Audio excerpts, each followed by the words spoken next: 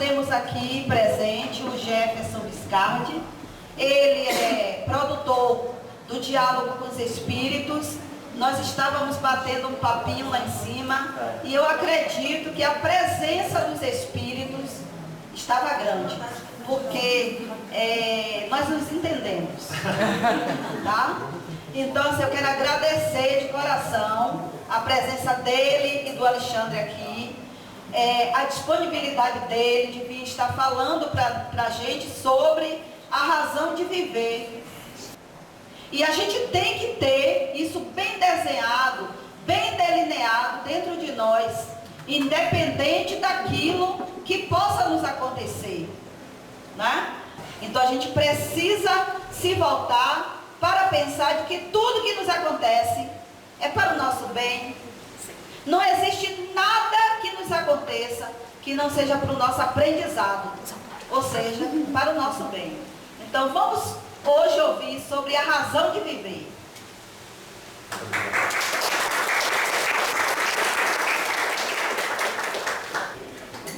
Graças a Deus. Vocês estão me ouvindo bem? Está funcionando? Eu quero primeiramente agradecer o convite que me foi estendido pela Mãe Almerinda, de Nanã e Xangô. Caô, cabeça! Agradecer ao FUCA, né, a Fraternidade Umbandista Cavaleiros de Aruanda, por ter visto em mim uma pessoa capacitada de proporcionar um momento de reflexão. Então, meus agradecimentos primeiramente à dirigente, depois aos filhos e, sobretudo, a Deus e a espiritualidade que aqui se encontra, também disposta a nos dar a licença e a permissão de utilizar o tempo deles, dos seus pupilos, e rogo a Deus que esse tempo seja bem investido. Para isso eu me preparei, não é? E a primeira coisa que eu quero dizer, aproveitando esse gancho, que parte da razão de viver é estar em paz com a realidade que nos pede o preparo, para que com esse preparo possamos encarar as adversidades da vida com uma paz, ainda que relativa, mas uma paz que vai sendo conquistada diariamente, um pouquinho de cada vez. Então, nessa primeira lâmina eu apresento primeiro livro que eu escrevi em 1997, faz 20 anos. Esse livro também traz um pouco da ideia da razão de viver quando a gente olha na produção da capa que eu mesmo fiz, que se a gente deixar a criança interior que é capaz de emanar aquela verdade, aquela ingenuidade que traz a honestidade, seremos capazes de não nos preocuparmos tanto como fazemos e teremos coragem, teremos amor e teremos a abnegação. A abnegação não deveria ser um peso, deveria ser eu existindo dentro do meu natural, abençoando a mim mesmo por estar em paz e aceitando a vontade de Deus para a minha vida naquele momento, e sendo esse instrumento de paz também que reflete aos outros a ambientação necessária para que também eles possam fazer o máximo daquele momento. Então, a criança tem muito a nos ensinar. Por isso eu quis colocar ela logo no lado direito superior do livro. E veja que existem algumas formações como setas na capa. Então tudo está apontando para a gente. O que isso quer dizer? Não devemos esperar de fora, muito mais do que criar essa condição interna. Razão de viver também não seria isso? Sócrates disse: uma vida não analisada não vale a pena ser vivida. Ora, se eu tive o espaço do tempo de um dia para me conhecer, é hora de analisar o que eu investi nesse dia. Como esse dia Deus investiu em mim, criando todas essas circunstâncias e eventos, para que eu pudesse então me conhecer, e conhecendo-me, universalizar-me. Então, descendo ali, construindo uma sociedade iluminada, eu coloquei cores, porque a vida é feita de cores, e as cores nos trazem muitos ensinamentos, e um deles é a alegria, é o respeito à diversidade, mas também a ciência da hierarquia. Todo mundo sabe que o vermelho tem uma potência que é diferente do laranja, que é diferente do amarelo, que é diferente do verde, que é diferente do anil, que é diferente do azul e que é diferente do violeta. Mas precisamos de todas elas para que exista o arco-íris, não é? Então as cores. Outra razão de viver é permitir a nós mesmos esse momento de apreciar as cores à nossa volta, como fazem as crianças que conseguem se divertir com as cores. E embaixo, pé no chão, responsabilidade. Todo mundo tem um nome para zelar, tem ancestrais para respeitar. Ali está o teu nome. E veja que tem vermelho. Vermelho é guerra, mas vermelho também é amor. E não é, no caso, que me foi acreditado, que me foi conferido a informação de que eu tenho Oxalian como pai de cabeça. Então, nada melhor que colocar ali uma referência para que também seja uma razão de viver que esse guerreiro da paz, que pode levar a bandeira da verdade, da espiritualidade ao mundo todo, exista dentro de nós todos, sobretudo aqueles que acreditam e evocam semanalmente os princípios sagrados da Umbanda. Vamos trazer isso com o pé no chão, ir para a luta, mas uma luta com amor. É esse amor que faz preservar as raízes e a memória dos antepassados, sem, contudo, fazer corpo mole. Porque é guerra, mas não é guerra para ofender os outros, é para me superar. Então isso é um pouco do que eu quis passar, e depois ao fundo você vê, todos nós temos o planeta Terra inteiro para conquistar. E assim o faremos, se dermos um passo de cada vez, praticando com disciplina aquilo que professamos e acreditamos ser sagrado, mas ao mesmo tempo, conquistando a nós mesmos, para o bem e para a paz. Muito bem. No meio dessa lâmina eu coloquei um poste, é como se fosse as nossas conquistas, que vão se acumulando ao longo das encarnações. Esse poste nos ensina que a vida, por mais que seja um mar de rosas, existem os espinhos, e normalmente eles estão invertidos quando você faz o caminho da subida. Mas não é para atrapalhar, é para que tenhamos fortaleza diante e na vivência de cada embate, criando essa preparação para o próximo. Porque ninguém forma ninguém para ficar em casa. Você recebe essa formação diária, sobretudo perante as manifestações mediúnicas, para que você esteja ali preparado para o próximo embate.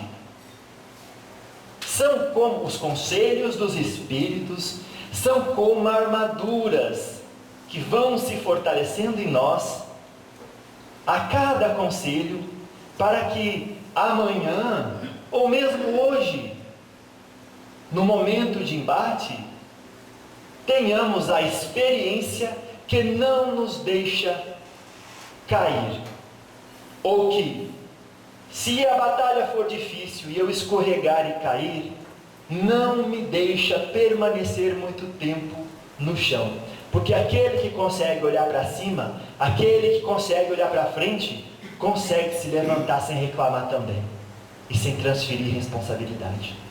Ora, não é o momento de investir todas as riquezas que acumulamos, de tudo aquilo que fizeram por nós os espíritos, cada dia vivendo-os em paz, em harmonia, pelo menos com as minhas crenças e com o meu sagrado? Sim, Jefferson, é sempre o momento de investir tudo aquilo que conquistamos. E aí, levando ali a imagem de um pai velho, que para muitos de nós é alguém em quem podemos nos espelhar, por várias razões. Passou por tanto sofrimento, soube ter raiva, porque é humano, mas soube superar a própria raiva, porque também tem a centelha divina dentro de si, e soube perdoar, para nos dar exemplos. Então, é sempre bom ter alguém em quem nos espelhar. E quem melhor que aqueles em quem confiamos de nos aconselharem? Os espíritos. E é então que eu chego com esse trabalho chamado Diálogo com os Espíritos. Não seria também uma razão de viver, ouvir, sem ter que discordar ou concordar? Ouvir, sem ter que julgar aquele que está falando? Dentro desse trabalho que eu realizo, na graça de Deus, com sua licença e permissão, nos estados do Brasil e em outros países do mundo, eu crio essa ambientação, tentando ser o exemplo de que é sim possível ouvir alguém sem julgar a procedência. O médium está incorporado. Ele disse: vou dar o benefício da dúvida, porque um dia que eu julgar, eu posso estar errado. Eu posso dizer, ele não estava, e está. Então é melhor eu me enganar amando do que me enganar julgando, porque estaremos praticando os nossos princípios. E esse trabalho cria essa ambientação. Olhe, ouça, ame. Se está fingindo, está pedindo atenção, está pedindo carinho, não está pedindo pedra não. E é engano julgar achando que protegemos a verdade. Só protegemos a verdade quando a praticamos, amando a Deus sobre todas as coisas, ao próximo como a nós mesmos. Aí protegemos a verdade. E aí combatemos até a intolerância religiosa. Porque quanto mais existir de coisa boa no mundo, mais fica sem sentido as pessoas fazerem coisa ruim, porque vão se sentir deslocados. Agora, se tem companhia, é divertido, vão continuar com o circo, porque essa diversão na crueldade machuca a própria pessoa que origina a diversão. Então, esse é o trabalho, essa é a proposta, e eu vejo que ele traduz muito da razão de viver quando praticamos a arte de ouvir, sem julgar, e reconhecemos que não somos sábios, ou não estamos agindo como tal, ou tão sábio quanto já somos. No momento em que colocamos o irmão em ponto de comparação, como se eu ou ele fosse melhor ou pior, e não parte integrante daquilo que Deus chamou de filhos, então família, não é? Pronto, essa é a introdução que eu queria dar para essa palestra. Eu vou tentar por aqui. Razão de viver é o que a gente vai tratar. Então, é sempre bom que vocês, quando tratem de determinados assuntos, busquem saber o que essa palavra quer dizer. Porque é como eu pegar uma ferramenta e usar, eu não sei o que ela faz.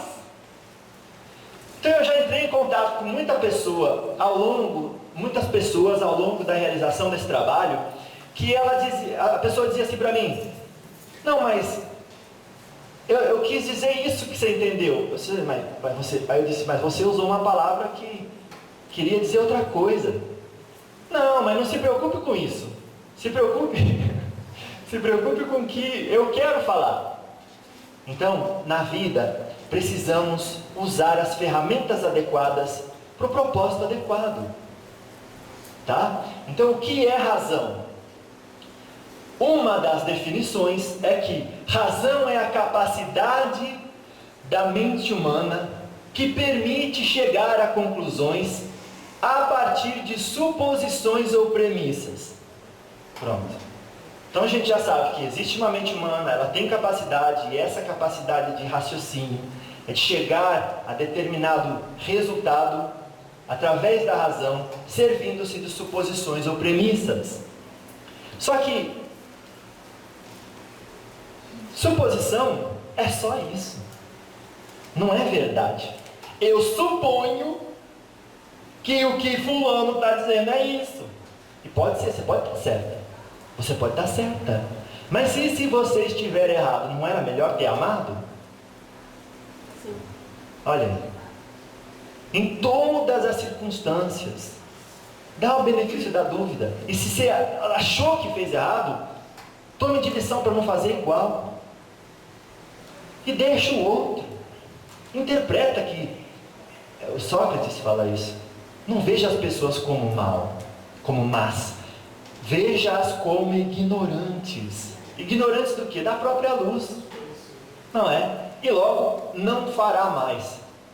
E eu costumo dizer isso, digo isso naquele livro, que quanto mais luz existir no mundo, menos as pessoas estarão na escuridão da ignorância, e menos equívocos cometerão, porque não mais se identificarão com coisas erradas, aquilo não mais será prazeroso para eles. Então depende de nós sim. O beija-flor que apaga a floresta é sim importante, faz sim a diferença. E se você achar que é um beija-flor, não desista, porque se você está num quarto escuro, você acende um fósforo, quem está do seu lado já vê mais longe, você não precisa ficar torcendo a orelha dele para ir para o lado certo.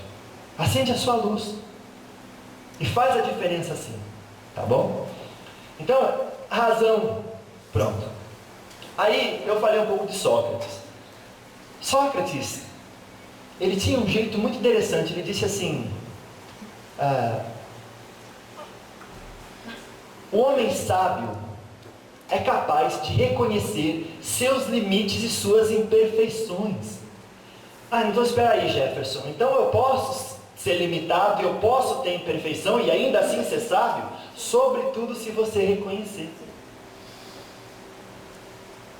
Então, não tem por que negar quem você é. E mãe Almelinda é um exemplo disso. Ela não nega quem ela é. Ela não nega as imperfeições dela. Ela existe. Ela fala. Porque aquilo está no coração dela. É a verdade dela. Por que ela vai ter vergonha? Aí, a pessoa se ofende. Por que se ofendeu? Porque se também falasse com a verdade dela, responderia com a naturalidade de não querer ofender o outro, que é o que sai de mãe.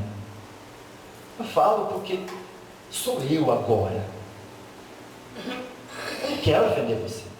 O que eu ganho com isso nem é um bom investimento do meu tempo. Então, o homem sábio é capaz de compreender seus limites e suas imperfeições.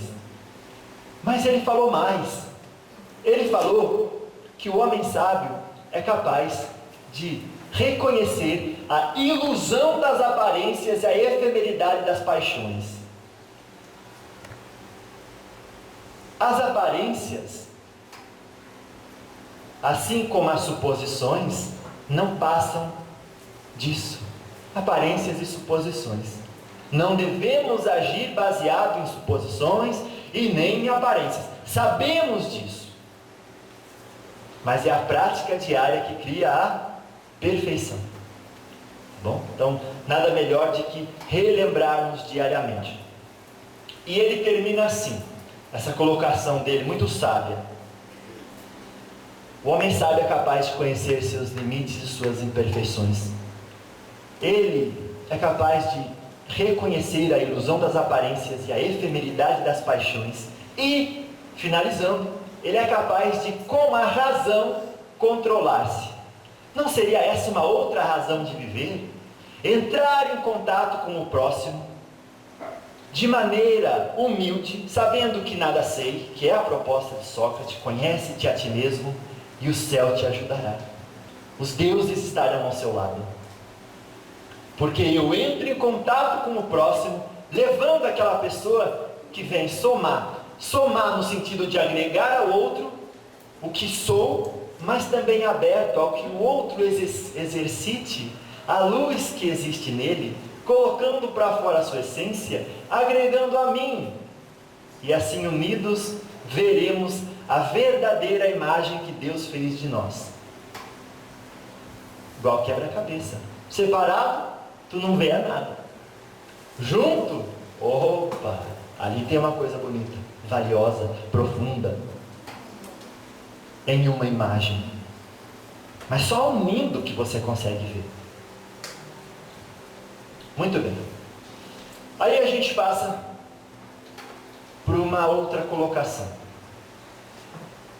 Essa está num livro psicografado por Chico Xavier, Respostas da Vida. Viver é participar, progredir, elevar, integrar-se.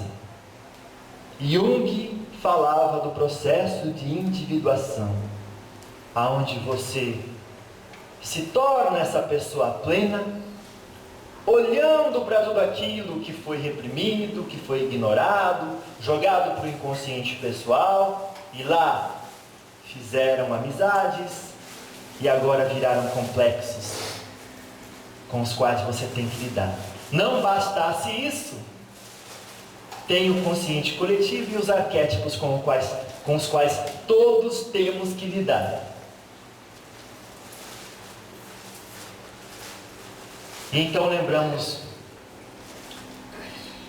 do filósofo Schopenhauer.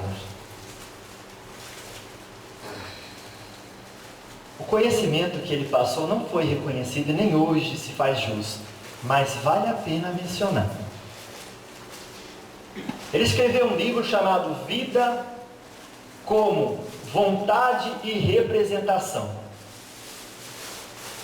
Ele fez uma colocação que o ser humano existe nessa realidade em dois momentos.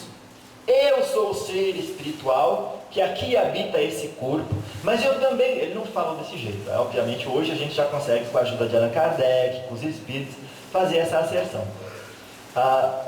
Mas ele disse, existem dois momentos, e pode-se interpretar assim que ele falou: eu como espírito imortal, inconsciente muitas vezes dessa minha condição, preso numa matéria, esquecendo tudo que eu sou, pelo fator da encarnação. E ele diz o seguinte: aqui no planeta Terra, a essência de tudo é a vontade.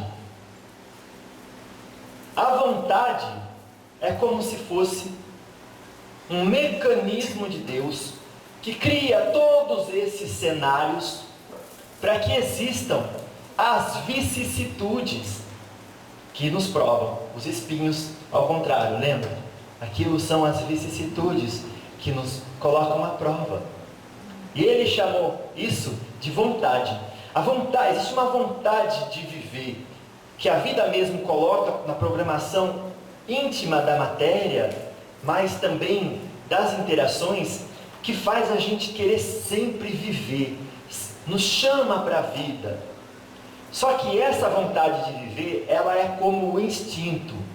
E o instinto é como cavalos, que você precisa domesticar, que você precisa direcionar, para que você siga um caminho reto, uniforme, que vale a pena percorrer.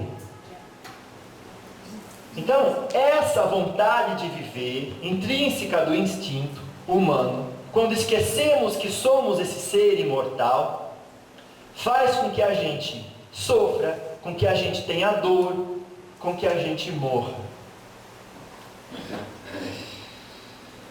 E aí ele disse assim: então a vida é uma constante de vivências dessas provações, que são os desejos que temos de tantas coisas, porque acreditamos-nos incompletos e buscamos essas coisas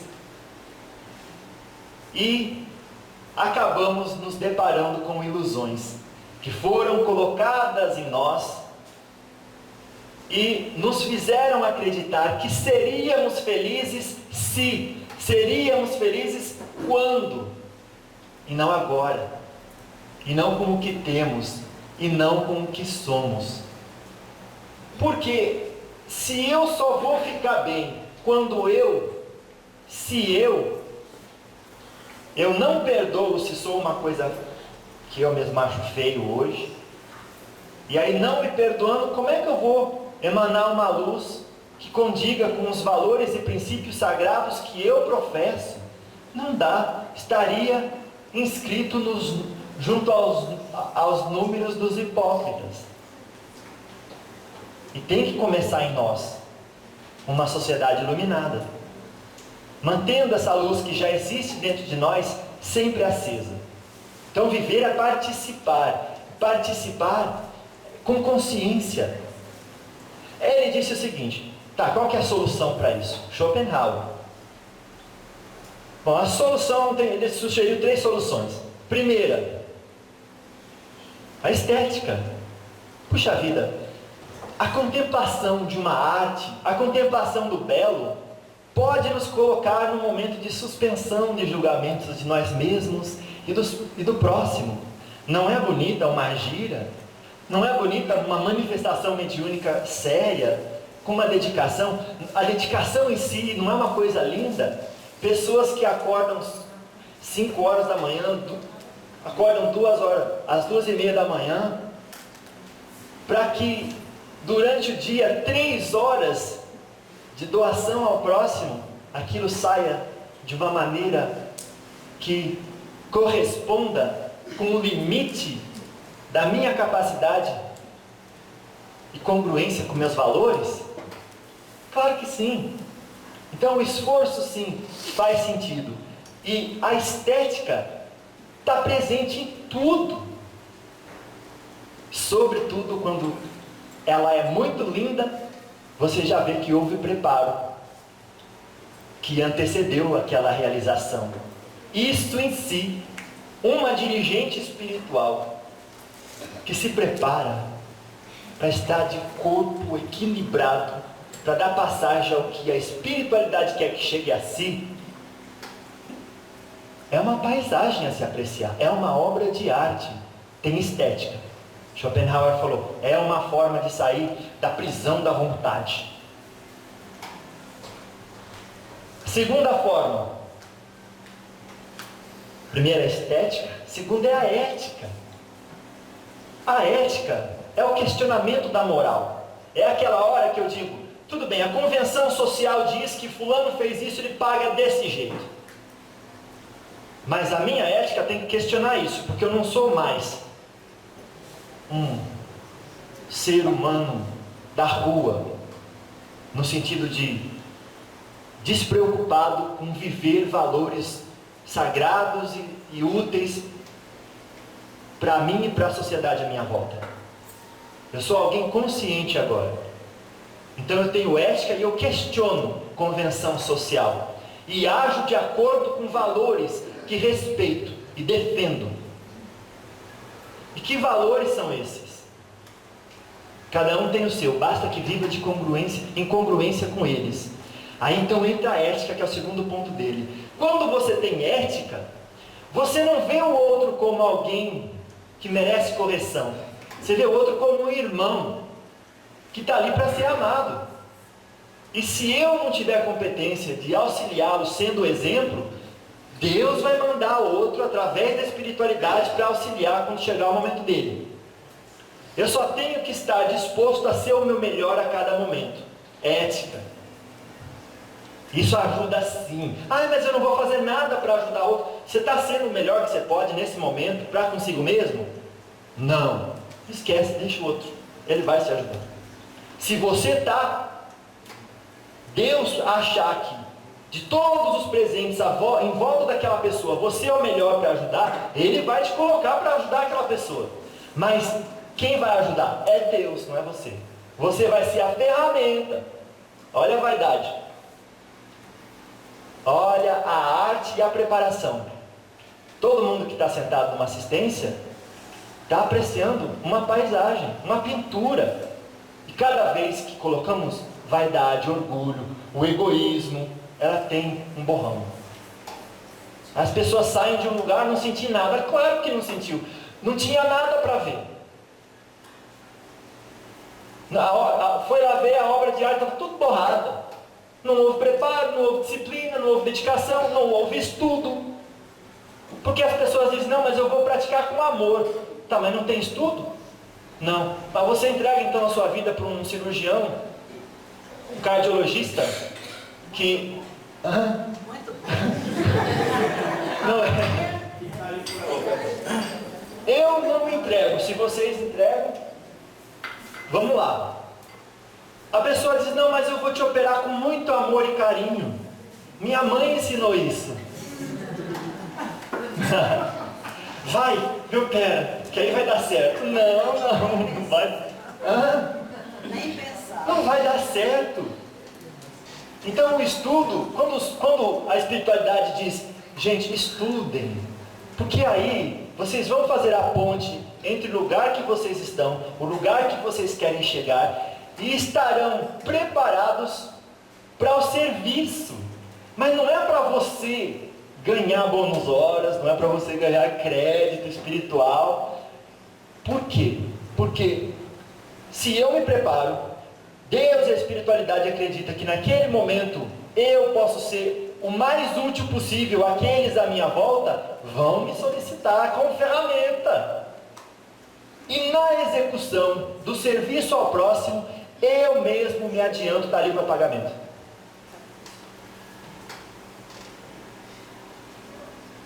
Não é? Pronto, eu não sirvo. Jefferson, você faz um trabalho. Hoje o meu canal tem 105 mil inscritos. Já alcançou mais de 25 milhões de pessoas. Diálogo com os espíritos. A pessoa chega para você, ajuda tanta gente. Eu me preparo. Eu acordo disposto. Eu faço isso dos problemas. Porque senão os problemas vão fazer isso de mim. Não é assim? Ué. Então, eu me coloco na vida. Por isso que às vezes, nossa, você chega, você tem presença nos lugares. Presença? Todo mundo é igual. Só que o tempo, não é assim? Vocês quando trabalham, a conta bancária de vocês não tem presença na hora que você abre a carteira? É porque trabalhou antes. Não é porque a carteira é especial. E é a mesma coisa com a gente. Todo mundo, olha mãe, tem presença. Ficou jogando tempo fora? Não. Então o tempo é um bem muito valioso a ser investido. Podemos brincar? Podemos nos divertir? Sim, 1 hora, não 2. Mas eu quero 2. Então vai 2, não 4. Mas eu quero 4. Então se divirta 4 horas, mas não 8. Não, mas hoje eu vou tirar para me divertir. Então se divirta 1 dia, mas não 2. Poxa vida. Não, mas eu vou tirar a semana. Então tire 1 semana, mas não 2. congruência, responsabilidade, pé no chão, ética. Schopenhauer, segundo ponto que ele quis cobrir. Muito importante. Então, outra razão de viver é você criar uma personalidade capaz de ser escolhida pela espiritualidade como ferramenta de amor ao próximo. E eu cuidando de mim, fazendo o melhor por mim, farei o melhor pelo próximo.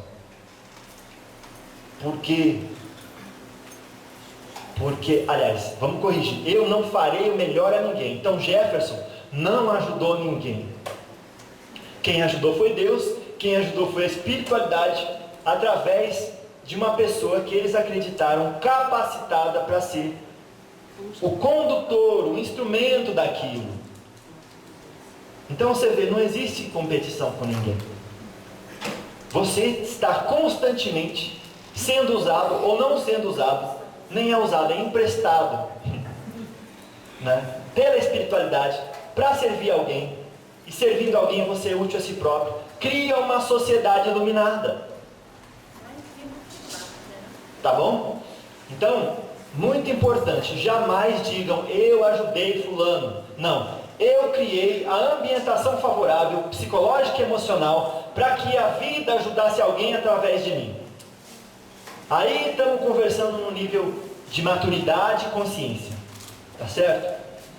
A terceira coisa, para finalizar essa proposta de Schopenhauer, ele disse assim: além da estética, além da ética, uma outra coisa que pode fazer com que nos desprendamos das amarras da vontade, que faz a gente ser tudo menos essa essência espiritual, é a ascética. A ascética, vou falar um pouco depois dos estoicos, mas a ascética fala sobre a capacidade de imperturbabilidade. É você ficar indiferente com as problemáticas da vida, que a convenção social ensinou que devemos nos desesperar quando é conosco. Porque quando morre o vizinho, você fala, morreu o vizinho, que triste. Quando é tua mãe, ah, meu Deus, minha mãe. É você sentir esse amor com consciência perante, sobretudo, aquilo que lhe toca profundamente, a ascética. E ele diz que só os sábios conseguem alcançar isso. Então todo mundo tem um sábio dentro de si, e é igual violão, gente, é só tocar, não é? Que você aprende e fica bom. Pronto, aqui a gente chega nas virtudes. Outra razão de viver é desenvolver as suas virtudes conforme caminha pela vida. E a gente chegou aqui em Aristóteles. O que o Aristóteles ensina a gente? Ele procurou saber qual que é o maior bem que o ser humano pode aspirar. Aí ele se perguntou: seria a aquisição de bens materiais? Será que é essa a minha razão de viver? Ele disse: se eu sou um ser humano, eu tenho que fazer aquilo que representa a maximização das minhas faculdades humanas. Espera aí. Juntar tesouros materiais me serve para comprar as coisas. É útil, é sensato procurar. Mas seria a minha razão de viver como ser humano? Segunda coisa que ele falou: então eu vou buscar a honra, vou buscar a fama. Só que a fama é uma coisa que quando vem, são as outras pessoas, partindo do princípio do livre-arbítrio delas, falando sobre você, e você se achando em cima de uma escada que nem existe. Você está no chão, não tem escada, é os outros que estão te elevando. Só que quando os outros lá não mais estiverem, você vai se ver no lugar de onde você nunca saiu, que é o chão. Então, ele disse: primeira coisa, Busca dos bens materiais não define o ser humano. Segunda coisa, fama, estrelismo não define o ser humano. E a terceira coisa que ele falou são os prazeres sensoriais. Aí eu comer uma comida boa, eu me satisfazer, eu vou tirar uma foto, eu preciso viajar porque eu vi aquele lugar, ele é bonito, eu dependo disso. Chegar lá, só se fazer isso já posso voltar. Tirar uma foto, guardar na memória. Ele diz que isso não é o maior bem do ser humano. Isso pode ser útil e tem o seu valor, mas igual a diversão, uma hora e acabou. Não fica estendendo não. Come o que lhe é necessário e útil, acabou. Não se estenda. Aí então, porque ele falou assim, se você vai pautar a sua razão de viver em adquirir as coisas, ou em ter fama, ou sobretudo em comer, quem come são os gados. Daí a gente vai se comparar aos animais, aos gados. E nós somos seres humanos, temos uma consciência e devemos agir em congruência com isso. Então ele falou, então tá, o que é? Ele falou duas coisas. A primeira delas é a virtude intelectual, que hoje a gente conhece como conhecimento científico, que é a prática do ser humano da contemplação e da inferência. Eu vou observar, vou inferir a respeito daquilo, criar suposições e premissas e criar o conforto para mim e para os meus irmãos dentro da sociedade. Conhecimento científico. A outra virtude que ele falou, que define o ser humano, que vale a pena ir atrás, é a virtude do caráter. E caráter se desenvolve com hábito. E hábito se desenvolve com disciplina. E disciplina se desenvolve com desapego. E desapego se desenvolve com consciência. Eu sei que isso está me fazendo mal. Jefferson, eu sei que fumar me faz mal. Eu sei que droga me faz mal. Doce, café, não sei, qualquer coisa que faz mal. Eu sei, Jefferson. Eu digo, não sabe. Não, porque a hora que a gente sabe que uma coisa faz mal, a gente para. Eles falam, não sabe. Vai visitar um hospital onde tem gente sofrendo do resultado que você está achando que não vai chegar para você. Visite. Veja como é que está difícil para ele respirar. Aí você vai dizer, agora eu sei que faz mal. E você vai parar. Ninguém, não tem que fazer terapia. Olha que terapia ótima. Jesus falou, conhecerás a verdade. Está vendo? Tem um público muito bem preparado aqui.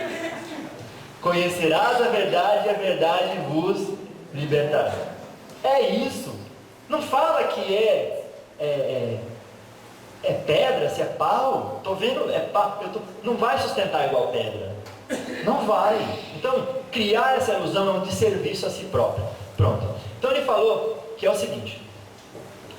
Existem diferentes níveis dentro da nossa sociedade em que a moral é desenvolvida. E ele diz assim, existem as leis para que possamos viver dentro de um certo condicionamento para desenvolver dentro de nós estas qualidades. Então, ele disse assim, existe a virtude, aonde a pessoa ainda é viciosa. Ela faz errado e tem prazer naquilo. O segundo estágio para ele é a virtude aonde ele é incontido. Ele já sabe que é errado, não gosta, mas não se segura. Ele faz. É o incontido. O contido é aquele que sabe que é errado, não faz, mas não está feliz. Porque ele queria fazer, mas ele sabe que é errado, ele não está feliz. Veja, todos vocês estão em algum desses pontos, na virtude de vocês. Ou vocês estão no ponto em relação a qualquer coisa. Não somos perfeitos. Então, tragam a memória de vocês, onde vocês se encontram nessa escala que eu vou terminar de falar agora, e raciocinem. Por quê? É se conhecendo que a gente se liberta. Tá bom? Então vamos lá. Estágios da virtude segundo Aristóteles. O primeiro é o vicioso. Eu sei que está errado e eu gosto. Da biquinho. Segundo, eu sou incontido. Eu sei que está errado, eu não quero fazer, mas é tão bom. E eu faço. Terceiro estágio, eu sei que está errado, e eu sei mesmo, não vou fazer. Queria, se deixasse eu faria.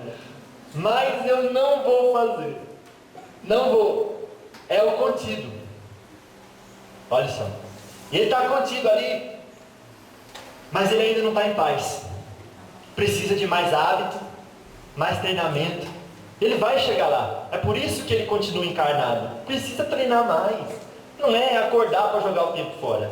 É para você passar de um estágio de virtude para o outro. Do vicioso para o virtuoso. E o último estágio é esse. Eu sei que está errado e eu não gosto de fazer o errado.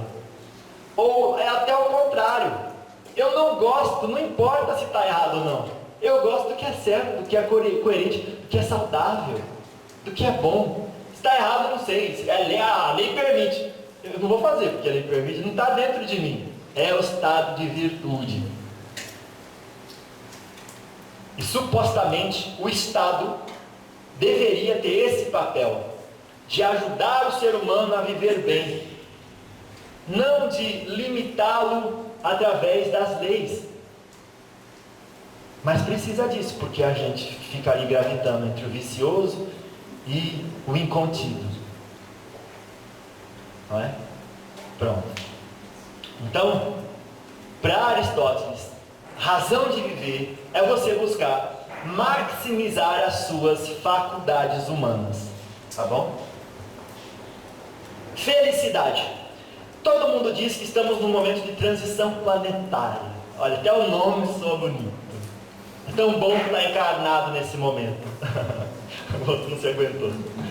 Mas estamos nesse momento de transição planetária.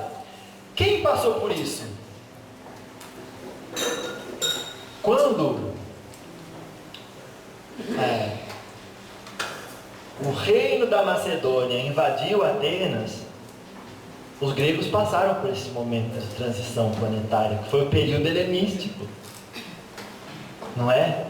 E a gente tem escolas que nos trazem muita força. E eles diziam o seguinte, olha, voltando e relembrando vocês, para Aristóteles, é essa vida virtuosa, tanto intelectual quanto moralmente, que nos leva à eudaimonia, que é a felicidade. Agora, nesse período que eu vou explicar para vocês, vamos passar por 4 escolas, eles já falam que devemos buscar o que chamam de ataraxia, que é aquele estado de imperturbabilidade da alma, ou que conhecemos melhor como paz de espírito. Olha ali a boquinha dela desenhando essa paisagem aqui. Entenderam? Paz de espírito. E a gente começa com os epicuristas. Eles disseram o seguinte, não fique negando os prazeres da vida, viva-os, mas com moderação. Viva os prazeres simples da vida. O prazer de ter muita coisa, muito dinheiro e não poder gastar, ele não chama isso de prazer simples da vida. O prazer de ter fama e reconhecimento, ele não chama isso de prazer simples da vida. E o prazer de comer igual graças a Deus, não é verdade? Estamos aqui na presença de encarnados ilustres, mas também de espíritos ilustres, não é? E não podemos usar o verbo de maneira inadequada, não é assim? Então tem gente que perante a comida age igual um tombado seja, não é?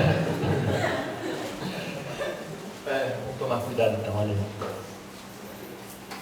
Então na vida a gente deve procurar sempre agir ouvindo, servindo-nos de tudo aquilo que nos permite buscar e viver a ataraxia, a simplicidade, viver os prazeres simples da vida com moderação. Está com vontade de beber água? Bebe, veja o prazer, veja, isso é uma coisa prazerosa. Tem tanta gente que não pode beber água por alguma medicação, por alguma razão, e você acha que é fácil passar por aquilo porque você não está passando. Quando é a gente é mais difícil, não é? Pronto. Então eles propuseram isso. Viva a sua vida dentro dos prazeres, não negue os prazeres da vida, não é? Mas viva-os com moderação e simplicidade, e vai dar certo. Você vai encontrar a paz de espírito. Os estoicos já têm uma outra visão disso. Os estoicos disseram assim, o Zenão, né, que é o fundador dessa escola, disse assim: eu vou ficar me expondo aos prazeres da vida, daqui a pouco eu gosto e ninguém me segura, não é? Então eu vou fazer o seguinte, eu vou me conter. Foi até um pouco além, eu serei indiferente aos prazeres da vida. Olha, eu espero que vocês saiam daqui com vontade de estudar filosofia. Eu tenho formação de bacharel em filosofia por isso. A gente estuda os pensamentos de pessoas que, como nós, tiveram uma visão aprofundada das coisas, nos trouxeram informações como sinais de trânsito. Vá por aqui, diminua a velocidade. Lombada, pô, não passa pulando não. Vai dar ruim. Não é? Curva acentuada. Tu vem com essa velocidade toda, é acidente. Os filósofos, uau, como não ter amor pela filosofia? Eu digo às pessoas, pode até abrir um parênteses aqui, me animando. Eu digo às pessoas, não sabe o que vai estudar na faculdade? Faça filosofia. Por quê? Porque é a estrutura para tudo. Eu quero ser médico, faça filosofia. Depois eu te decidir mesmo, você vai estudar medicina. Eu terminei minha faculdade de filosofia com 33 anos. Nunca é tarde. Tem histórias por aí que eu não vou contar por causa do tempo. Gente muito mais avançada no tempo, de idade. Vamos para não ofender. Ele não se aguentou. Então, né? Então não tem justificativa. Puxa vida. Então faça, vale a pena. Não sabe o que fazer? Se inscreve no curso de filosofia. Porque olha tudo isso que eu estou falando, ainda tem mais. Estou na metade. Brincadeira. Já estamos lá no terceiro, o vozinho está nos guiando. Então, a gente está falando aqui sobre a ideia que os estoicos nos passam de, ao nos expormos aos prazeres da vida, criarmos um condicionamento que não nos deixa ir muito além do que a gente consegue depois voltar. Não tem? Vai eu te seguro, mas não vai tão longe, depois eu não aguento mais, e tu cai. E é a mesma coisa. Então eles já falaram, nem vai. Os estoicos, fique indiferente para com os prazeres da vida. E eles disseram, sabe qual que é o propósito da vida, a razão de viver, para os estoicos? Se eu não sou mais um ser para a polis, porque a cidade está mudando o conceito com essa invasão, com esse momento, então eu devo ser um cidadão do cosmos. Então, para eu estar bem mesmo, eu tenho que entender o funcionamento da realidade à minha volta, e encontrar o meu lugar nele, e lá funcionar. Não é assim que os nossos órgãos trabalham e mantêm vivo o nosso corpo dentro de um sistema coeso? Na vida é a mesma coisa. Encontre o seu lugar e funcione bem lá. Não precisa ser o coração. Se tu é o rim, tu é o rim.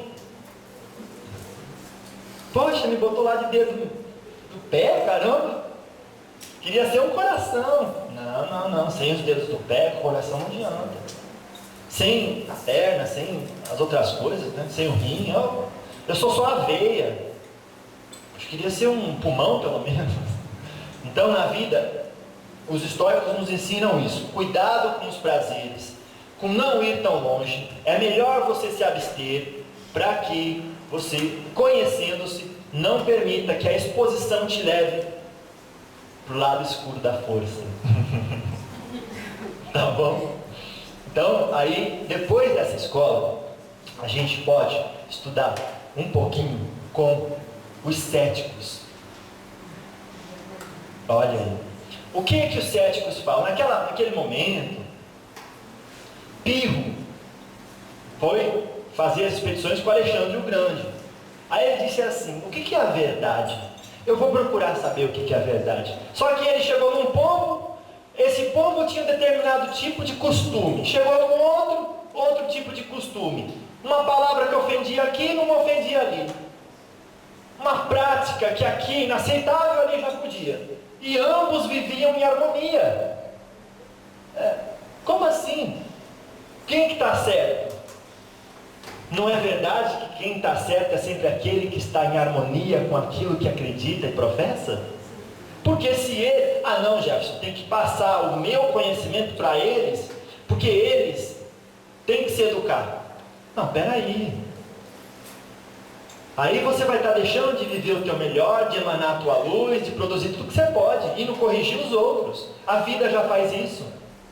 Se eu tenho uma prática que não está congruente com as leis universais, a vida vai dar um jeito de me amparar. Não é assim? Não tem aquele ditado: se não vem pelo amor, pela dor. E Deus não vai deixar nenhuma das suas ovelhas desgarradas. É a sua lei. Tu pode sair, mas tu volta. Então, tenham paciência e resignação. Perdoem sempre o próximo e se ocupem com aquilo que sai de vocês. Não é? A boca não é aquilo que a gente come, não é? Mas é aquilo que sai da nossa boca, que pode produzir à nossa volta uma ambientação desfavorável para sermos tudo aquilo que podemos. Pronto. Então ele disse: não tem como saber o que é certo e o que é errado. Então eu vou ser cético. E o que é ser cético? Aí a filosofia nos traz uma palavra grega chamada epoquê, que quer dizer o quê? Suspensão dos julgamentos. Olha que coisa linda, não falamos disso no começo. Suspendamos os nossos julgamentos. Por quê? É melhor eu estar errado por amar demais do que eu estar errado por julgar, nem que seja um pouquinho assim, porque eu estarei sendo injusto, e eu não quero injustiça para comigo, então não vou plantar. Eu não sei. Sócrates amava essa palavra. Eu não sei essas palavras. Eu só sei que nada... Foi o que ele disse aí. Todo mundo é filósofo. Eu só sei que nada sei. E isso nos coloca num ponto de capacidade de universalizarmos, porque não julgando, eu consigo ser irmão dele, irmão dessa religião, irmão dela, irmão da outra prática. Não importa se eu não concorde. Se eu não concordo, eu não pratico, mas não deixo de amar. Olha os céticos. E aí, por último, ataraxia, que não é, que eu falei antes do Aristóteles, que ele ensinou que felicidade é eudaimonia. Ataraxia é paz de espírito, e eu acredito que quem tem paz de espírito tem a felicidade verdadeira. A busca e a realização da paz de espírito dentro de nós mesmos pode ser, sim, por que não, uma razão de viver. Tá bom? Então, a gente termina essas 4 escolas tratando dessa transição com cinismo. O Diógenes vivia num barril. Ele falou: eu, convenção social, para quê? Para eu ser hipócrita? Eu não. Se ele tinha que fazer o negócio, ele fazia aqui mesmo. Ai, deu vontade, faça aqui mesmo. Ai, como? Tem para comer. Tem até uma história que diz que Alexandre o Grande chegou para ele e disse assim: ó Diógenes, eu ouvi falar que você é o Diógenes o Grande, que já pratica essa condição de imperturbabilidade, ninguém mexe consigo, você, né, consegue, me peça qualquer coisa que você quiser. Ele deitado lá no barril dele, me peça qualquer coisa que você quiser que eu dou. Eu sou um grande imperador, sou um conquistador, né? Eu posso te dar. Falou: você pode me dar qualquer coisa? Falou: posso. Então, vá um pouco para a direita aqui que você está tapando meu sol. Faça-me esse favor e já vai me ter dado tudo que você podia me dar. E a gente chegar nesse ponto, criamos uma liberdade, ainda que relativa, mas que nos permite a transitar pela vida sem se perturbar.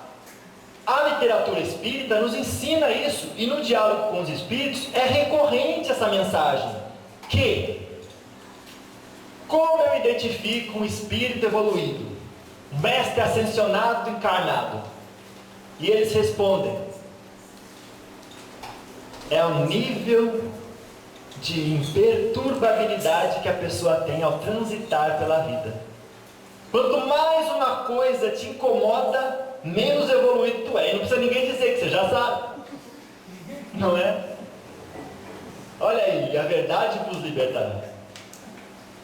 Então, me incomodou. Eu não sou espírito evoluído, não.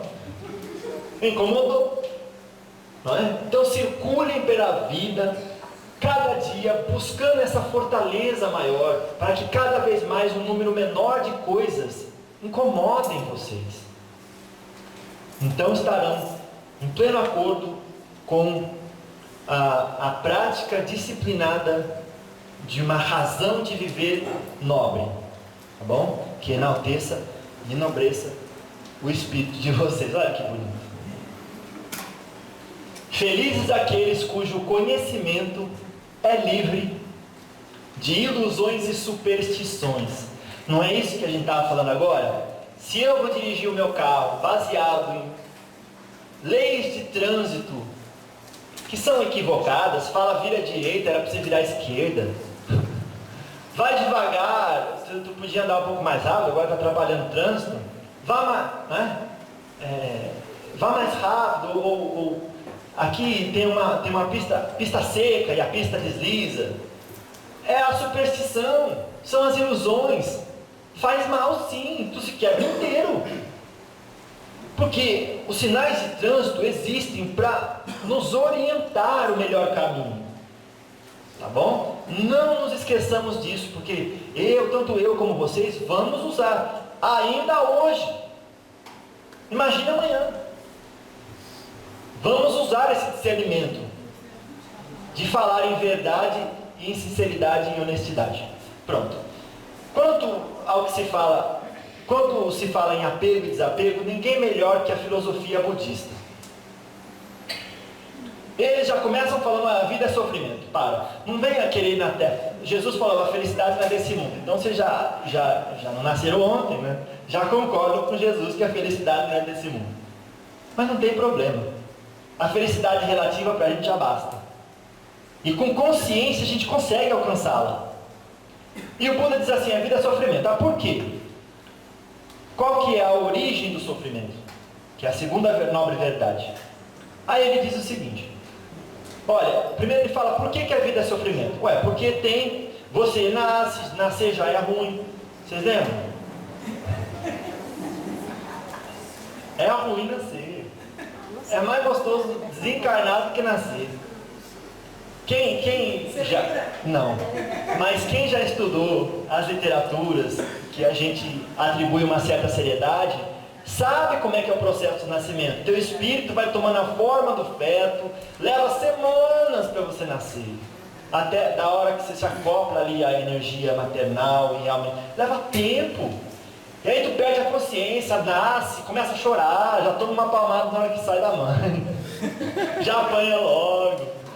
E aí você perde a consciência e até aí que acontece? Com o processo de crescimento, segundo o Espiritismo, ou a minha interpretação do Espiritismo, depois que você nasce, você começa a ganhar consciência, mas vestindo uma personalidade.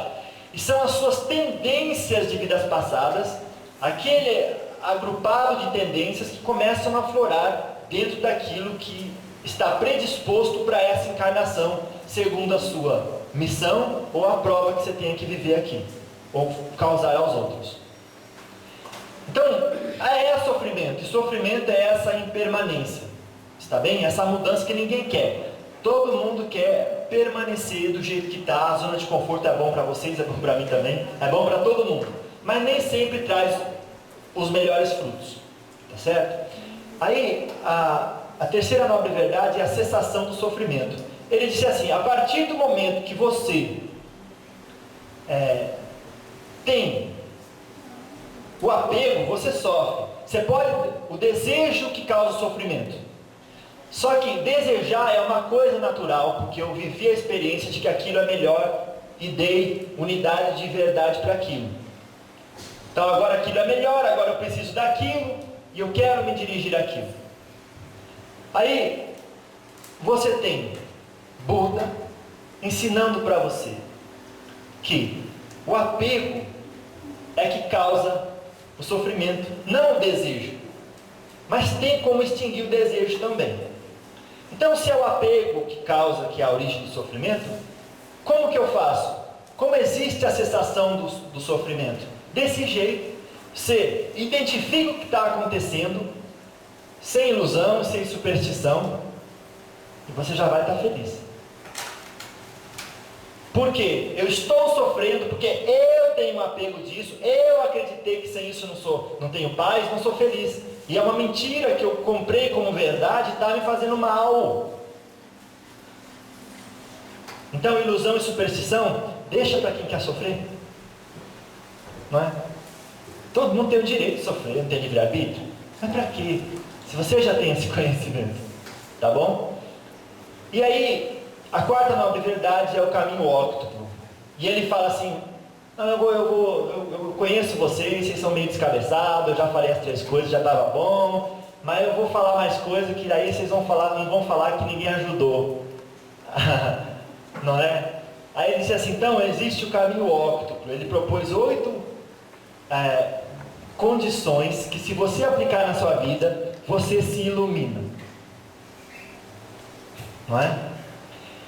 E ele ensinou que, se você seguir esse caminho, você sai dessa prisão do apego, não sofre mais.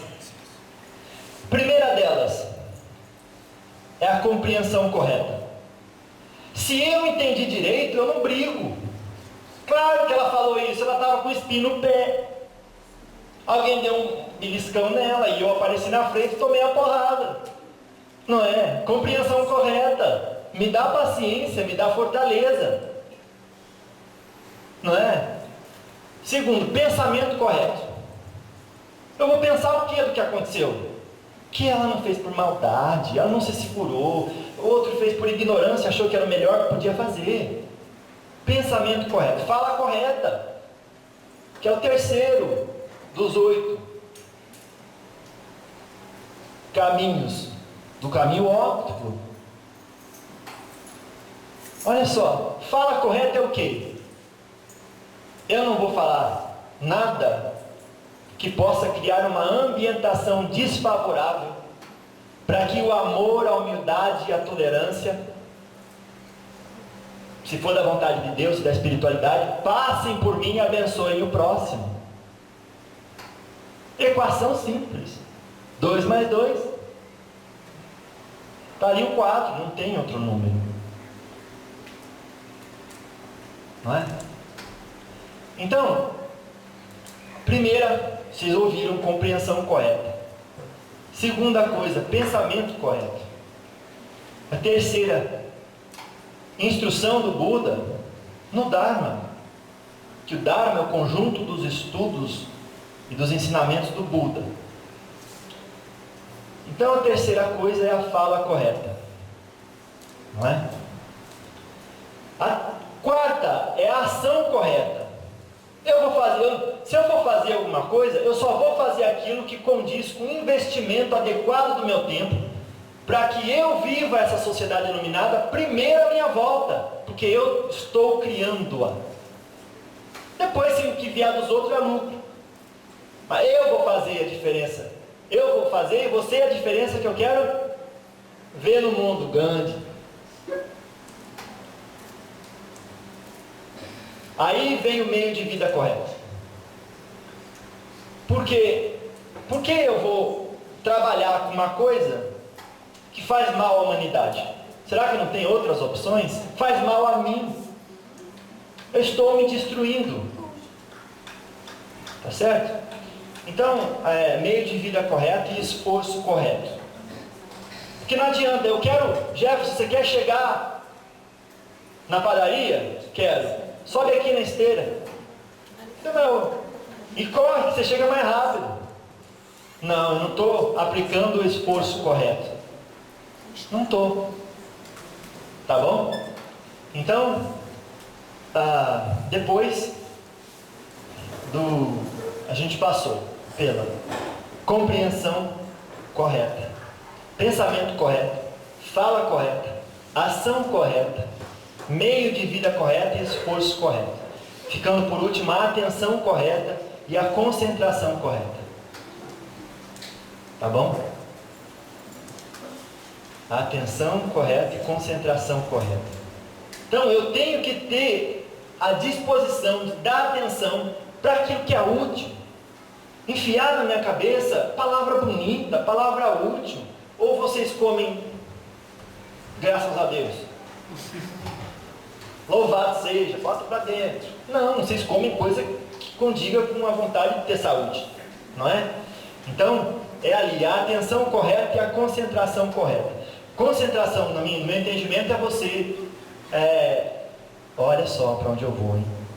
Concentração correta é você saber que o bem que você fez hoje vai ser derrotado pelo mal que você fez amanhã, que você fará amanhã. Então nada melhor do que eu fazer o bem hoje, acumulando essa vibração de amor, humildade e tolerância à minha volta. Amanhã de novo. Olha, estou concentrando alguma coisa. Estou concentrando. Por quê? Essa energia à minha volta, quando eu for aplicar uma cura, um passo, uma palavra de instrução, vai ser o fator que vai impregnar o DNA do outro com esse estímulo de mudança para o melhor, para o saudável.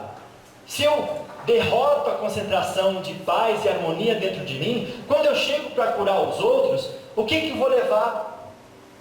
Desarmonia, porque eu não tenho isso concentrado.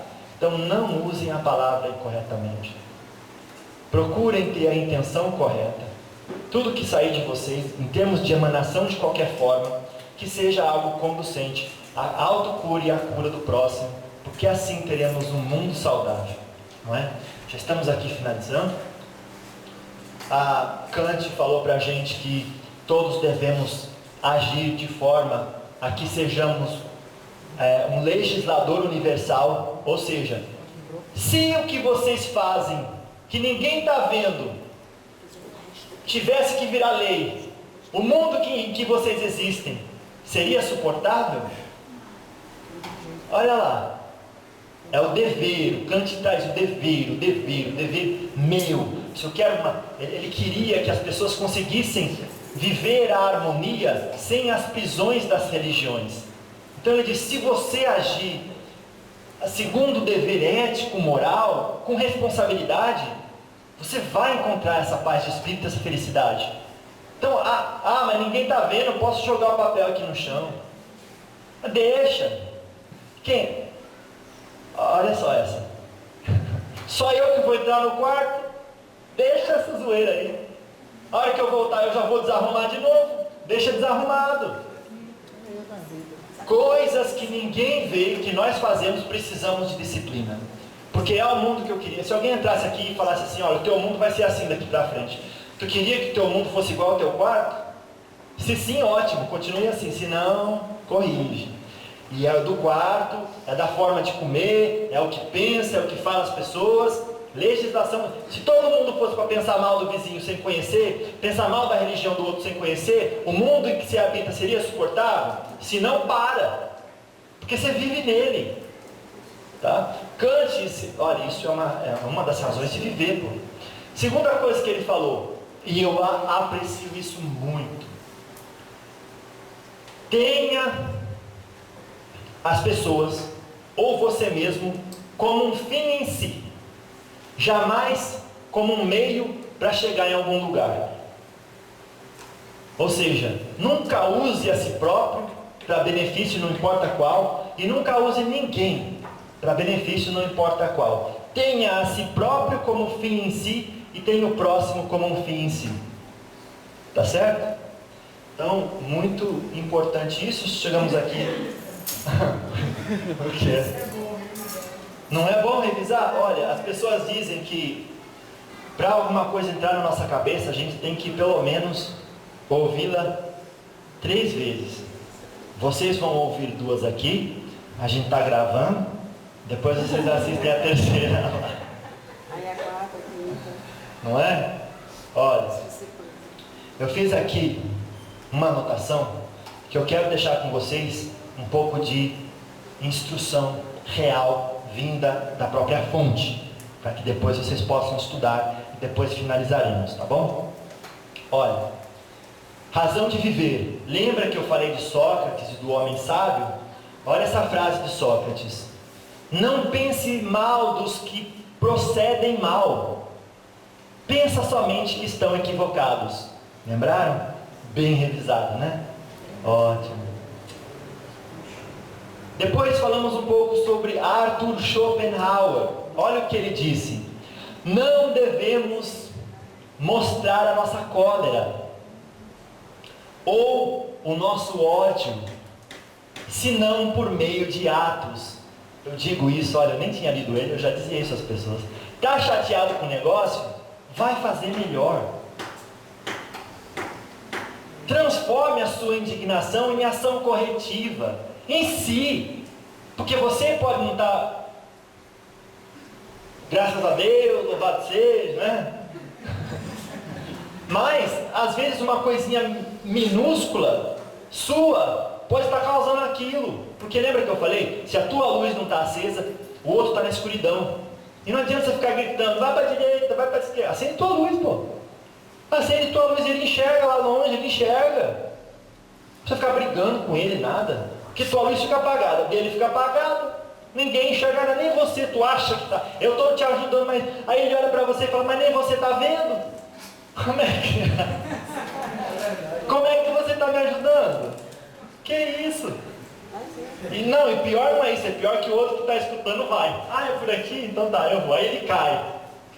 Aí o outro fala: não, mas não foi por aí que eu falei. Não. Aí a gente estudou ali um pouco sobre virtudes. No segundo momento a gente estudou Aristóteles. E uma colocação de Aristóteles é que o ignorante afirma, o sábio duvida e o sensato reflete. Vocês querem ser qual aí? Vamos ver.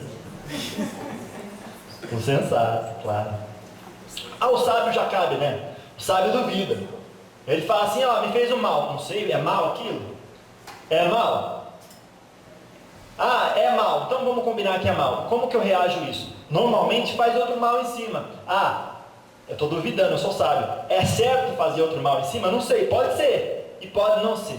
Agindo desse jeito, vamos estar sempre do lado, como é que fala? Do lado luz da força, tá bom? Olha só, outra coisa que eu vou ler aqui para vocês, entrando naquela transição. Olha que engraçado, eu não fiz isso de propósito, mas a palavra felicidade apareceu bem no terceiro ponto, onde faz a transição do embaixo e do em cima. Lembra que eu falei do período helenístico, da transição planetária? E mais uma vez, a ciência da numerologia, a ciência de que quando a gente está bem assistido pela espiritualidade, coincidentemente as coisas caem no lugar certo. Nada melhor que aparecer no 3, que está no meio, a transição do embaixo e do em cima, pô. Tudo a ver com a nossa palestra. Então, finalizando, a gente estudou ali Epicuro, e Epicuro disse assim: aquele que melhor goza a riqueza é aquele que menos necessita dela. Tá certo? A Zenão, que eu falei do estoicismo, ele disse o seguinte: o sentido da vida consiste em estar de acordo com a natureza. Lembra que eu falei? Ele disse que devemos conhecer as leis universais para que possamos nos conhecer. Pirro, o cético, disse o seguinte: não tenho tempo de defraudar outra bandeira que não seja da compreensão, do encontro e do entendimento entre as pessoas. Olha isso! Eu vou julgar nada, não tenho tempo. Vamos ver como é que a gente faz para ela me entender, para ele me entender, para eu entender os outros. Vamos se ocupar com isso. Não é? Você fala uma coisa boa aqui. E aí, no cinismo, Oscar Wilde, que eu não pude consultar o Diógenes, né? O Diógenes lá daquele tempo, e ele não deixou muita coisa escrita, porque ele não estava nem aí com convenção social mesmo. E no cinismo a gente tem uma colocação interessante dessa pessoa. O cinismo consiste em ver as coisas como realmente são, não como deveriam ser. Por isso que ele foi conhecido como Diógenes o cão. O cão, ele é o cão, pô, ele não tem máscara não. Ele é o que ele é e pronto. E isso dentro da nossa sociedade, com as devidas exceções e respeito, é muito saudável. Aí a gente trouxe um pouco sobre o apego e desapego, falamos um pouco sobre a filosofia de Buda. E Buda diz o seguinte: é a própria mente de um homem, e não seu inimigo ou adversário, que o seduz para caminhos maléficos. Olha que revisão maravilhosa. Já pensou se não tivesse? Revisão é muito importante. A mente é você, é a sua falta de preparo que hoje te deixou desequilibrado. Então, nunca é tarde para começar. Não é a frase de Chico? Nunca é tarde de reescrever a história, contar uma coisa boa, com as coisas que eu penso, que eu sinto, que eu faço a partir de hoje. Porque se eu fiz uma plantação indevida no passado, eu colho com responsabilidade, mas não preciso mais continuar fazendo. Ninguém tem uma arma na minha cabeça, faz errado aí. Eu não. Então eu posso parar hoje e plantar direitinho hoje, bonito hoje, para colher bem amanhã. Não importa quando é esse amanhã. Importa que se eu fizer isso hoje, eu estarei sendo humano e estarei em congruência com uma razão de viver que vale a pena. Por último, dever moral, estudamos, e Immanuel Kant fala o seguinte: a moral propriamente dita não é a doutrina que nos ensina como sermos felizes, mas como devemos tornar-nos dignos da felicidade. Porque quem é que quer uma coisa que não lhe pertence? Fala aí, eu quero a felicidade, Jefferson, te pertence? Ou você quer a felicidade dos outros? Não. E quando você quer conquistar alguma coisa, você vai fazer o quê? Trabalhar. Relacionamento bom. Eu quero, né? Te pertence? Vamos nos perguntar isso sempre. Eu quero, me pertence? Não, então não vou ter. Quero um relacionamento bom, vou trabalhar. Hoje, amanhã, depois. Aí eu vou ter. Não é assim? Não, eu trabalhei há 10 anos já. Por que eu não posso ter relacionamento bom nos outros 20? Meu amigo, se tu não vai no trabalho lá hoje, você vai ficar recebendo os outros 20 anos? Não é assim não. Eu conquisto aquilo que eu trabalhei para merecer. E se na vida a gente não sai falando, eu quero que eu não mereço, na nossa essência também não pode, porque não faria sentido, não é? Pronto, essa é a revisão. Agora, com a licença de vocês, como a gente fala com o Espírito, lida com o Espírito, ama os Espíritos, agradece aos Espíritos, eu trouxe um poema de um Espírito para recitar para vocês. Agradeço já de antemão a paciência, porque até passamos um pouco da hora, não é? Mas pareceu 15 minutos, não é? Não é? Quando a gente está fazendo uma coisa que a gente ama, no presente, o tempo passa rápido, porque nos alimenta, não é? Então vamos lá, com a licença de vocês, com a permissão da espiritualidade presente,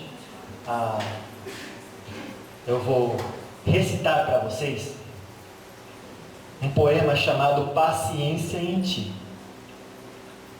Por que paciência? Eu gosto das coisas na hora. Todo mundo gosta das coisas na hora, não é? Mas a paciência é a ponte entre onde eu estou até onde eu quero chegar, que me ajuda a cruzar sem aquelas perturbações. E com a paciência eu vou conseguir ser uma pessoa mais evoluída. Aí eu vou dizer, olha, isso aqui não me perturbou, não é? Então eu já posso dizer que sou evoluído. Muito obrigado pela água. Então, o poema é muito bonito. Quem já ouviu, ouça novamente, como se jamais tivesse ouvido. Por que eu digo isso? Porque nós vivemos no presente, e aquilo que no presente colocarmos, no presente encontraremos. Por que não colocar coisa nova, coisa boa? Agora eu vou ouvir, como se fosse a primeira vez. Vai, manda a bola que eu estou preparado aqui. Sou o goleirão aqui. Eu seguro, não é? E segurar nesse sentido quer dizer, eu sou capaz de viver uma experiência que eu sei que é boa, como se fosse a primeira vez mesmo. E aí a gente não enjoa, mesmo que eu já tenha vivido 50 vezes. Não é assim num terreiro de Umbanda? Eu já sei como é que incorpora, eu já sei que tem que limpar o terreiro, já sei da chatice, mas faz parte de mim, é o que eu sou, é o meu momento, então vou fazer como se fosse a primeira vez. Aí os outros vão ver, eu fazia isso. Aí o pessoal falou, nossa, já parece que chegou aqui ontem, mas eu cheguei aqui foi hoje, não é? Cheguei aqui hoje, olha só, acordei agora de pouco, não acordei foi ontem não. E aí, se vocês viverem com esse princípio do viver no aqui e agora, mesmo repetindo experiências, mas como se fosse a primeira vez, vocês também terão, não que eu tenha, claro que não, mas todos teremos presença. É muito bom você conversar com alguma pessoa e o espírito dela está ali. Não está pensando amanhã, não está carregando o peso de ontem, das mágoas, do que deveria ou não deveria ter feito. Ele está ali, sem peso. Aí o espírito está mais presente no corpo. Aí a pessoa olha para você e fala, caramba, esse cara é de Yansan. E nem é. Epa, não é? E nem é. É que a pessoa está com o espírito ali presente. Não é? A pessoa de Yansan chega e já sabe, é de Yansan. Tá ali. É a presença, né? Não é? Não é? Chega chegando, não é assim? Aí, não, é que tá ali, sabe? Tá trazendo o espírito dele ali, não tá trazendo peso, não tá carregando nada. E Yansan não deixa nada em cima, não é? É o vento, não é? O vento sopra, não fica acumulando nada, não. Olha aí. Então é uma lição. Olha, cada orixá nos traz uma lição. Cada religião nos traz uma lição. E aquela lição que nos chegar, voltando ao assunto, e a razão de eu ter começado a dizer isso, assimilemos como se fosse a primeira vez. Tá bom? Então vamos lá. O poema se chama Paciência em Ti. Foi psicografado por Divaldo Pereira Franco. E quem escreveu esse poema foi um espírito chamado Joana de Ângeles. Tá bom? Começa assim. Sinal evidente de desequilíbrio emocional é a irritação. A paciência, por sua vez, reflete a tranquilidade íntima, que se assenta na irrestrita confiança nos desígnios de Deus.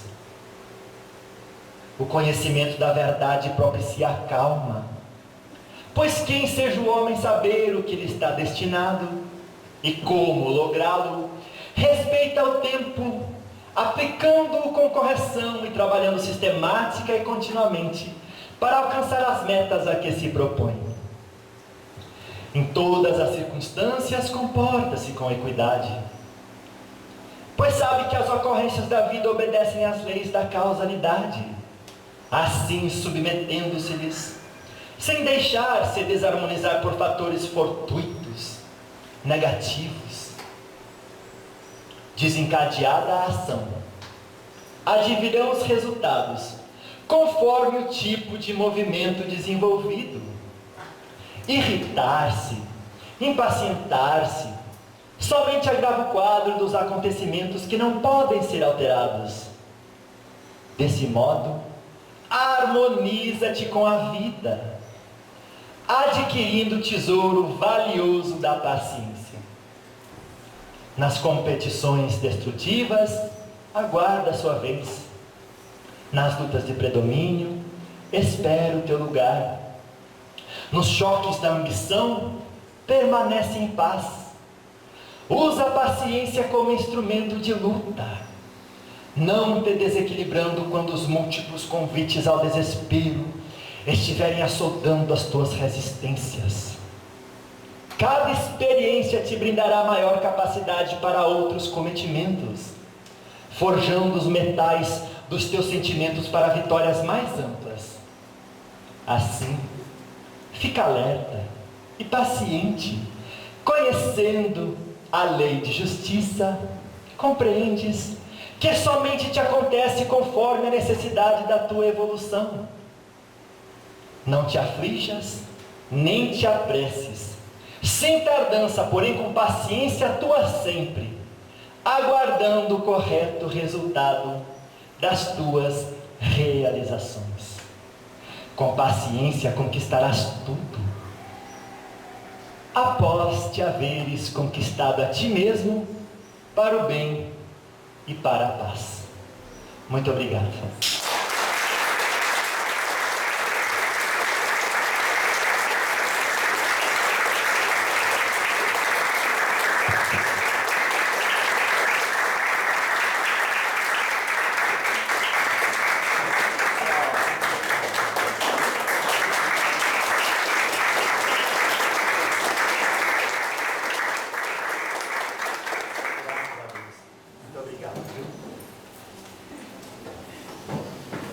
Aí eu vou dar um abraço. Oh,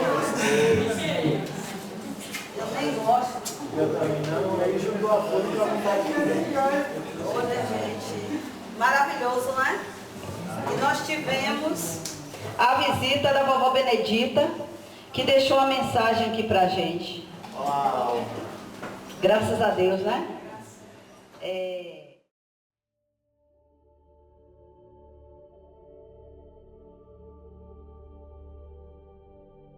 A dona da casa. Cuidar dos seus filhos significa cuidar de espíritos frágeis e muitas vezes resgatar espíritos doentes. E a senhora sabe disso. Sabe também que não é fácil, que às vezes é doloroso para quem pede ajuda, como também para a senhora. Feliz em ver vocês hoje aqui. Feliz em ver que a cada dia cresce. Feliz em ver a casa em festa. Alegria. Sua vovó gosta de muita festa, principalmente quando a festa é do bem. É para o bem, para ajudar o próximo. Um próximo que muitas vezes não conhecemos. E até não conhecem, até não o conhecem. Mas o que importa conhecer? Caridade. O nome dessa casa é Caridade e Amor. Obrigada a todos que estão aqui nessa festa, dedicada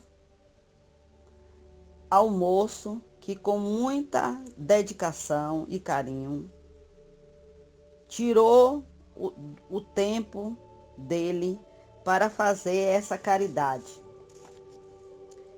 Que bom ter vocês aqui, meus filhos. Agradeço. Agradecida estamos à dona dessa casa, que é intuída por nós, faz um trabalho de amor, mesmo com todas as dificuldades.